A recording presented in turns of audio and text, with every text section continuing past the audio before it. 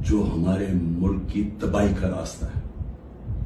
اور مجھے خوف آ رہا ہے کہ اگر ابھی حکمت نہ استعمال کی گئی، اگر ابھی اپنے عقل کا نہ استعمال کیا، تو ہم شاید وہاں پہنچ جائیں جدھر یہ ٹکڑے ہم واپس جمع نہیں کر سکیں گے اپنے ملک کے. میں سب سے پہلے آپ سب کے سامنے ایک چیز رکھنا چاہتا ہوں کہ اس سب کے پیچھے ہے کیا. یہ جو 1 سال سے ایک افراتفری ملک میں مچی ہوئی ہے، ایک پورا زور لگا ہوا ہے کہ کسی نہ کسی طرح عمران خان کا راستہ بند کیا جائے کہ یہ ملک کے لیے بہت برا ہے، اس کو نہیں آنے دینا چاہیے. اگر الیکشن بھی نہ ہو، آئین بھی ٹوٹ جائے، کوئی سپریم کورٹ کو بھی ذلیل کیا جائے، لیکن اس کو نہیں آنے دینا. اس کے پیچھے ہے کیا؟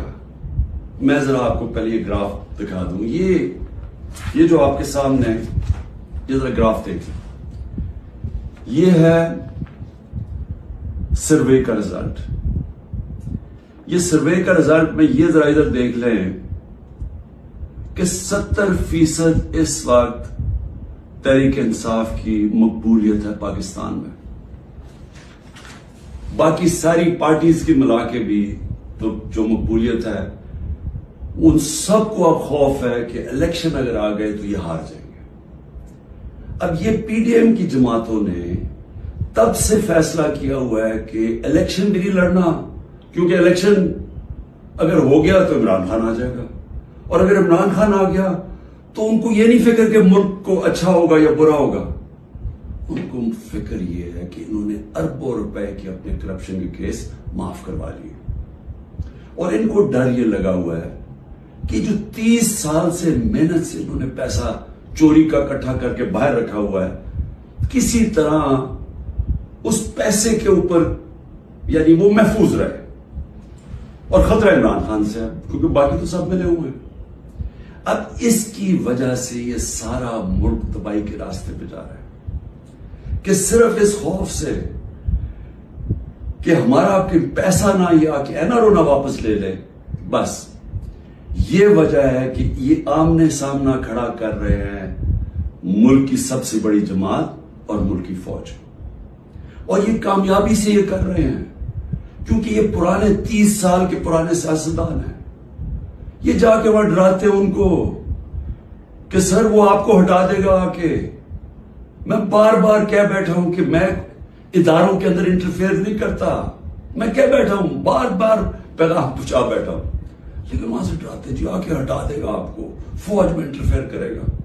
اگر انٹرفیئر کرنا ہوتا، جب مجھے پتا تھا کہ پچھلا آرمی چیف میرے خلاف سازش کر رہا تھا، آخری مہینوں میں مجھے آئی بی کی ساری رپورٹ تھی، تب میں اسے ہٹا دیتا.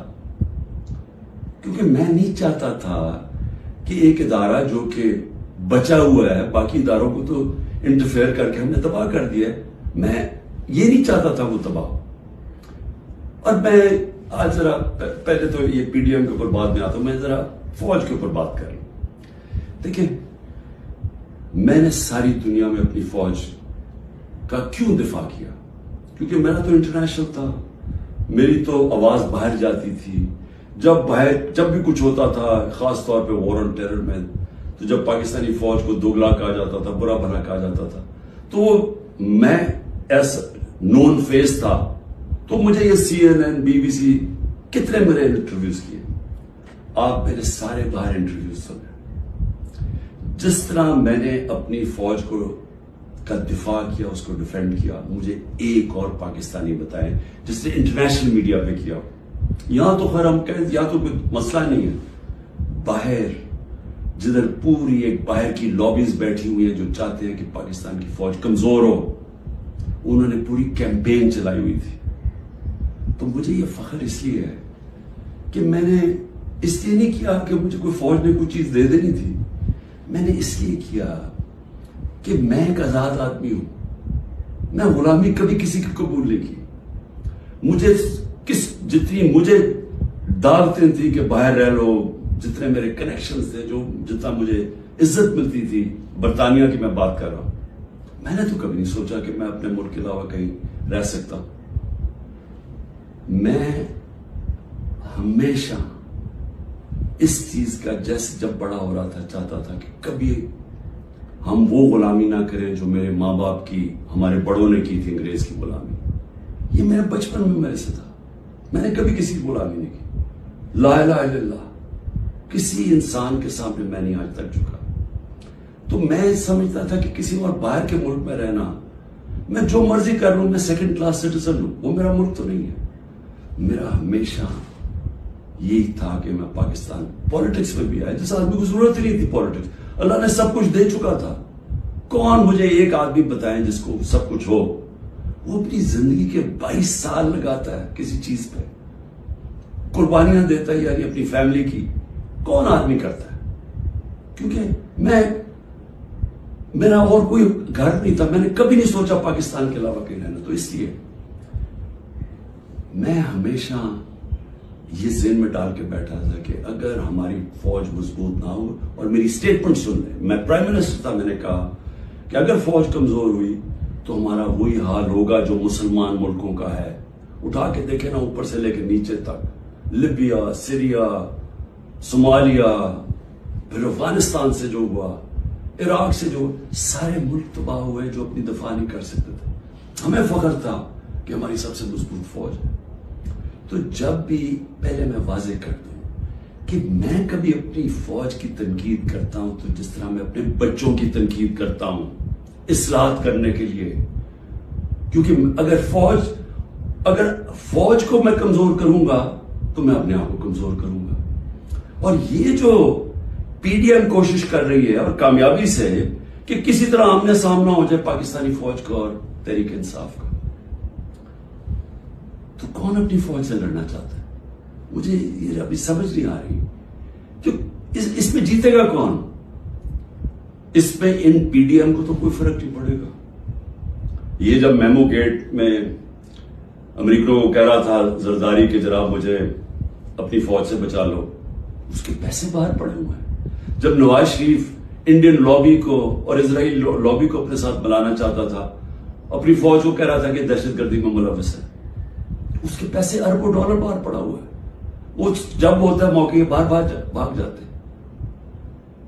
تو میرا تو کوئی باہر نہیں جانا.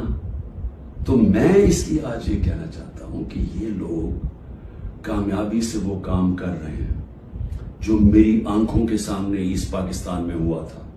میں نے وہ دیکھا ہوا ہے ایسٹ پاکستان میں کیا ہوا تھا. سب سے بڑی پارٹی تھی، مجیبر الرحمان الیکشن جیت گیا، فوج نے الیکشن کروایا، اور صاف اور شفاف ترین پاکستان کی تاریخ کا الیکشن تھا. کس نے تسلیم نہیں کیا؟ اس میں کوئی شک نہیں کہ فوجی لیڈرشپ کی قصور تھا. لیکن وہ آدمی جو چاہتا تھا کہ میں پرائم منسٹر بن جاؤں، اس کا بہت بڑا ہاتھ تھا. وہ کہتا ہے میں مانتا ہوں مجیبر الرحمان کو، پاکستان نہ ٹوٹتا. اس نے پوری پلاننگ کی اپنی ذات کے لیے. اس نے پاکستانی فوج کو لڑا دیا سب سے بڑی پارٹی سے، ملک ٹوٹ گیا. آج وہی ہو رہا ہے. یہ پی ڈی ایم لڑا رہی ہے جان کے. یہ جو کیسز بن رہے ہیں کہ جی ملٹری کورٹ میں کیس کر دو، آرمی ایکٹ سے کیس کر دو، کبھی آج تک ایسا ہوا ہے کہ نہ آپ نے کوئی تحقیقات کی، نہ کوئی انڈیپینڈنٹ انکوائری ہوئی، نہ پتا چلا کہ یہ اس کے پیچھے کون تھا، اور ایک دم جج، جوری اور ایکسیکیوشن فیصلہ ہو گیا کہ جی تحریک انصاف دہشت گرد جماعت ہے، اور پکڑ دھکڑ شروع ہو گئی. 7,500 کارکنوں کو پکڑ لیا ہے، اس میں عورتوں کو پکڑ لیا ہے. کبھی اس ملک میں ہوا ہی نہیں ہے. یعنی جس طرح عورتوں سے بدتمیزی ہوئی ہے، یہ کب ہوا ہے یہاں اس ملک میں؟ اور پھر یعنی گھروں میں جانا رات کو، سارا گھر توڑ دینا، عورتوں سے دھکے دے رہے ہیں عورتوں کو. شیریہ رفیدی کی بیوی کو بھی ساتھ پکڑ کے لے گئے. پھر ایک جگہ سے چھٹتی ہے شیرین مزاری، دوسری جگہ پکڑ لیتے ہیں. یعنی یہ کیا ہو رہا ہے؟ یہ تو اپنے ملک میں نفرتیں پھیلائی جا رہی ہیں. یہ تو جان کی ایسے مجھے لگ رہا ہے کہ میں ایک خواب دیکھ رہا ہوں، گھنونا خواب، جس کے اندر ایک ملک کی تباہی دیکھ رہا ہوں سامنے. یہ کون سا ملک اجازت دیتا ہے اپنی اس طرح کی تباہی کرنے کے لیے صرف ان چوروں کی خاطر. مجھے یہ میں آج ذرا پوچھنا چاہتا ہوں, مجھے یہ بتائیں, تحریک انصاف 27 سال سے, مجھے ایک جگہ بتائیں کہ عمران خان نے کہا ہو کہ کسی قسم کا آپ قانون توڑیں, قانون کے باہر چلیں, آئین کے باہر چلیں. مجھے ایک دفعہ ایک سٹیٹمنٹ میری بتائیں 27 سال میں. مجھے ایک میرے لیڈر کی سٹیٹمنٹ بتائیں جو میرے نیچے ہے, جو میری پارٹی کے لیے وہ کہے کہ جناب توڑ دو, گھراؤ کرو, جلا دو. ایک جگہ بتائیں. مجھے یہ بتائیں کہ جب 25 مئی کو, اچھا اس سے پہلے چلیں, 9 اپریل کو مجھے نکالا پچھلے سال. 10 اپریل کو لاکھوں لوگ سڑکوں کے اوپر نکلے. کسی نے کوئی کچھ کیا؟ کس نے کوئی جلایا گرایا کچھ کیا؟ سب کو پتا تھا کس نے نکالا ہے. کچھ ہوا. اس کے بعد 25 مئی کو ہم ایک پرامن مارچ کر رہے ہیں, جو 3 لانگ مارچز انہوں نے میرے خلاف کی تھی. ہم نے ان کے خلاف ایک FIR رجسٹر کی. گھروں میں گھس کے انہوں نے لوگوں کو پکڑا. وہ پہلی دفعہ شروع ہوا جو انہوں نے 3 بجے لوگوں کے گھروں میں پکڑ کے لوگوں کو مارا داڑا. اور پولیس سے پوچھے, وہ کہ جی نامعلوم افراد سے پیچھے سے حکم ہے. جب پولیس سے کہ وہ جی پیچھے سے ہمیں حکم ہے. ہمیں تشدد کیا گیا. جب 26 کی صبح کو میں پہنچا تو میں نے جب دیکھا کیا حالات ہیں, میں نے کینسل کر دیا دھرنا, کیونکہ مجھے پتا تھا کہ انتشار ہوگا.